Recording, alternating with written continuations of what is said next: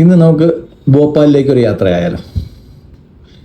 കേരളത്തിൽ ആരും നടക്കാത്ത കുറേ നടപ്പാലങ്ങൾ നമ്മുടെ പൊതുമരാമത്ത് മന്ത്രി, ഈ മന്ത്രി മാത്രമല്ല മുൻ മന്ത്രിമാരും കൂടെ ചേർന്ന് നമ്മുടെ കേരളത്തിലെ അങ്ങോളം ഇങ്ങോളം ഒക്കെ ചെയ്യുന്ന കാണാം.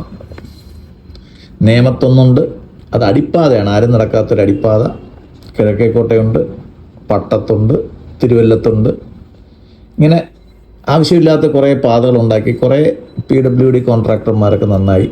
അപ്പോഴാണ് നരേന്ദ്രമോദിജി ദേശീയ തലത്തിൽ വിസ്മയ കാഴ്ചകൾ ഒരുക്കുന്നത്. ലോകത്തെ ഏറ്റവും വലിയ റെയിൽ തുരങ്കം, ഏറ്റവും വലിയ റെയിൽ ഫ്ലൈ ഓവർ, ഇതെല്ലാം ഇന്ത്യയുടെ സ്വന്തമെന്നാണ് നമ്മുടെ റെക്കോർഡിലൊക്കെ കാണുന്നത്. നല്ലത്. തിരിച്ച് ഈ BJP തന്നെ ഭരിക്കുന്ന ഭോപ്പാലിൽ ഒരു റെയിൽവേ ഓവർബ്രിഡ്ജ് പണിയുന്നുണ്ട്. 2 വർഷമായിട്ട് അതിൻ്റെ പണിയൊക്കെ തുടങ്ങിയിട്ട് 2023 തുടങ്ങിയ പരിപാടിയാണ്. ഒരു റെയിൽവേ ഓവർബ്രിഡ്ജാണ്. ഐഷ്ബാഗിലും സ്റ്റേഡിയത്തിനും കുറുകെ ഉള്ള ഒരു റെയിൽവേ ഓവർബ്രിഡ്ജാണ് ഈ സംഭവം. 648 മീറ്ററാണ് അതിൻ്റെ ലെങ്ത്. 8.5 അടി 8.5 മീറ്റർ വീതിയുണ്ട്. 18 കോടി രൂപയ്ക്കാണ് ഈ ബ്രിഡ്ജ് നിർമ്മിച്ചുകൊണ്ടിരിക്കുന്നത്. ഇത് കണ്ടു കഴിഞ്ഞാൽ 90 ഡിഗ്രിയിലുള്ള ഒരു പാലമാണ്.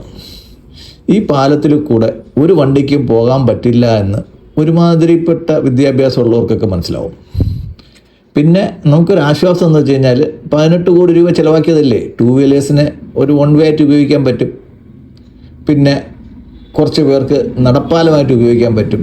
വേറൊന്നിനും ഇത് ഉപയോഗിക്കാൻ പറ്റുമെന്ന് തോന്നുന്നില്ല. എന്തായാലും നമ്മുടെ എൻജിനീയറിംഗ് വിസ്മയ ലോകത്തിലെ മഹാമണ്ഡത്തരമായിട്ട് നമുക്ക് ഈ പാലം